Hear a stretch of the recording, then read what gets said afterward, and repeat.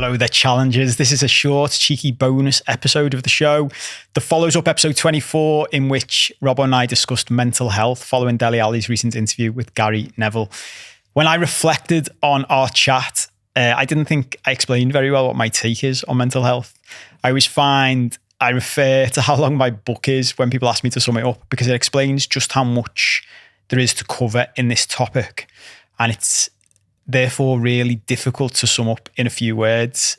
However, my main aim in my work away from this podcast is to help as many people as possible to solve all the problems in their lives that we all face as humans. So I think it would be more useful if I just practice getting better at explaining in a nutshell what I think and believe. Then if you're interested in hearing more, I'll share with you at the end of this some other free resources you can use to delve deeper into this world. Given all of that, I checked with Robbo and he was happy for me to record this extra episode in case you want to hear a bit more. So let's start by taking you back briefly to where this all started for me, which gives me a chance to talk about my old life that you've heard me mention a few times in previous episodes. So from when I was a little kid, I basically did everything everyone tells us to do to be happy. I worked really hard at school. I was the first person in my family to go to uni, did a law degree, then built a career as a corporate lawyer that led to me setting up my own law firm after working at some huge, prestigious corporate firms. I lived in a big city centre apartment. I was married. I drove an expensive, fancy car. I owned 4 rental houses. And to the outside world, looked like I had everything anyone would want. But behind the scenes, I was miserable. I had money problems, I had relationship problems, I had anger issues, I had multiple chronic health problems and anxiety issues. I drank way too much alcohol. I worked 70 to 100 hours a week and everything I did was extreme. It reached a point where I was severely depressed and I wanted to end everything. And I literally used to plan how I could arrange for me to be killed so that my family would be spared the pain of me killing myself. And when I reached that point, I decided that the pain to my family of me ending it all would be far more than the pain of me telling them that I couldn't carry on in this life that I'd built, in this play I was participating in. So at 38 years old, I made a series of extremely difficult decisions and I decided to rip my whole life apart and start again. I sold the law firm, another online business that I was growing, had crashed after looking like it was going to be huge. I sold all the properties, I left my marriage, and I sold everything I owned, apart from 2 bags of clothes and 2 boxes of books. That's literally all I kept. And when I tell this story, there's often a misconception that having sold everything, including a law firm, that I was minted, that I was rich, which people somehow think makes everything that I did easier. So I think it's really important to say here that even after selling everything, I was left with nothing other than a huge amount of debt that I'd accumulated building a life that was made to impress the outside world rather than to make me happy. And I share that with you because I want you to know that if you're watching this and you're experiencing difficulties in your life, you don't need a lot of money to change everything. What you really need is the will and the desire to change. If you've got that, you don't need money. So after getting rid of everything, I was working as a consultant to the law firm that I'd sold my firm to. I was earning about 40 grand a year, which is a decent salary, but didn't make me loaded. And I basically just dedicated every spare penny I had to figuring out what was wrong in my life and how I'd got to that dark place. I worked with a therapist every week. I signed up with a coach in New York to learn about my chronic health problems and emotions. I worked with another coach in the UK. I was working with all 3 of them at once for a long period of time. I watched thousands of hours of YouTube videos. I listened to hundreds of hours of podcasts, as well as reading as many books as I could find about psychology, emotions, and human behavior. I consumed everything I could from around the world. And that's what led me into this new life that I've been in since. So what I was looking for through all of that was the root causes of all of our problems, because this even goes back to when I was being a lawyer. I could see that us humans spend most of our time focusing on the symptoms we're experiencing in any given situation rather than finding real solutions. So I wanted to do the opposite. I wanted to get to the root cause. And that's what I found. And that's basically what I believe in now. It all comes back to this, which is the root cause of all of our problems in life is low self-esteem. Some people call it low self-worth, but it's fundamentally the feeling that we're just not good enough as we are. And one of the bits I didn't explain at all in the show last week was that we usually talk about mental health. I know we don't talk about mental health enough, but when we do talk about it, that's the phrase we use and that's what we talk about. But what I've discovered is that our emotional health is actually the deeper problem behind our mental health. And pretty much nobody talks about that. And I've been working on this stuff for about 5 years now, including teaching it to people and coaching people all around the world to help them solve their problems. And as I've done that, I've been working on simplifying what this work is and the work I do as much as possible so that I can explain it better. And to do that, I like to create images that explain things because I think most of us can understand things better if we can picture them. So this is where I've got to with it all. If you're listening to this as a podcast, this is the bit where you might want to jump over to the YouTube video just to watch this part because I'm going to talk you through a little basic drawing. And basically, in as short a summary as I can manage, when we're born, we start out as this little pure version of ourselves where everything we're meant to be and there's nothing wrong with us. But as little humans, we have a problem that many other animals don't have. We know we can't survive by ourselves. We have to rely on the love of big, ugly humans to keep us alive. And from the moment we're handed to these big, ugly humans, we start being told certain parts of us are not acceptable. Now, this is crucial to say. It's no one's fault. This is all just passed down through the generations. It was passed down to us. We have passed it on to other people without realizing it. But think about one of the first things any baby hears when they arrive in this world. When they come out crying, the first thing many people say is, don't cry. And that starts a series of don'ts that we're programmed with over the years. Don't be afraid, don't be angry, don't worry, don't be sad. The problem is that just because we're told those things doesn't mean we stop feeling sad, angry, afraid, or anxious. We just learn that those parts of us weren't acceptable or aren't acceptable. And because we desperately want and need the love and acceptance of the big ugly humans, our clever systems quickly learn to suppress those parts of us to make sure we're accepted and loved as much as possible. So we suppress the parts of ourselves we think are bad or wrong.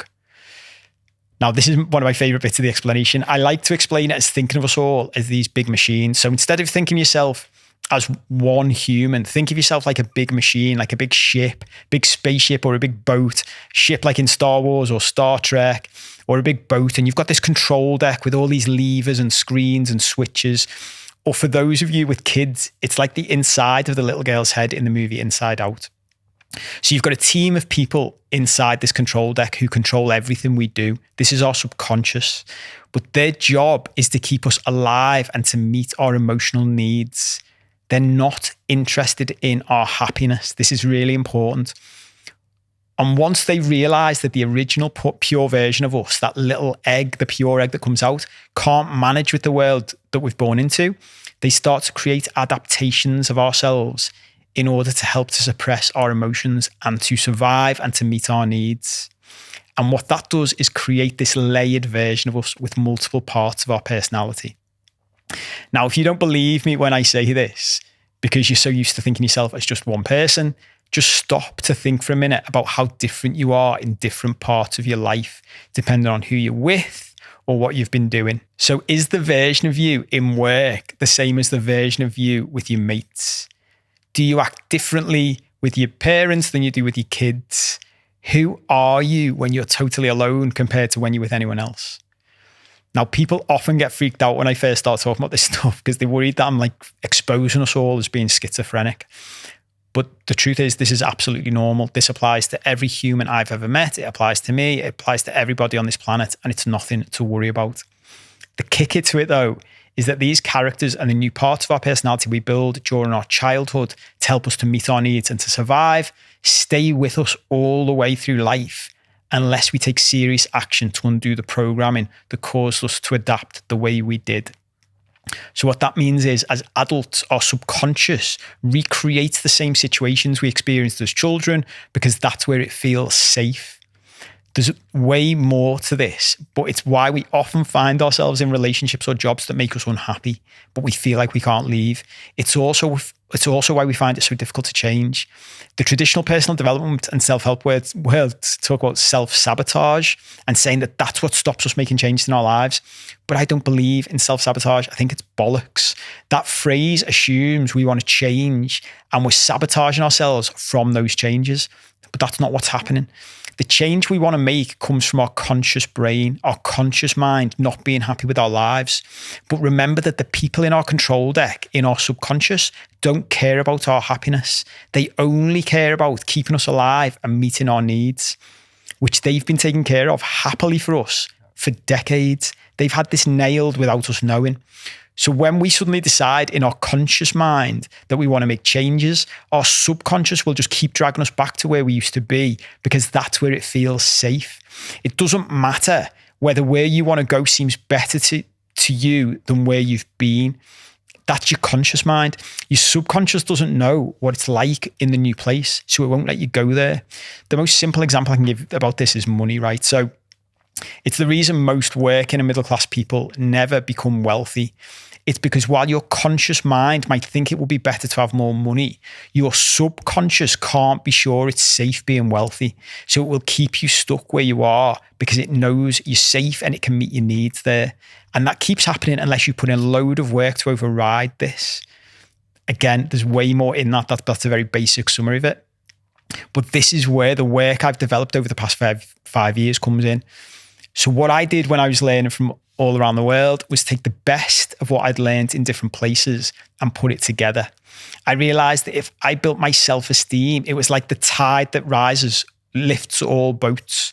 Rather than working on all of these high-level symptoms, so the anxiety, the anger, relationship problems, building self-worth was like a magic trick that fixed everything without me even thinking about it.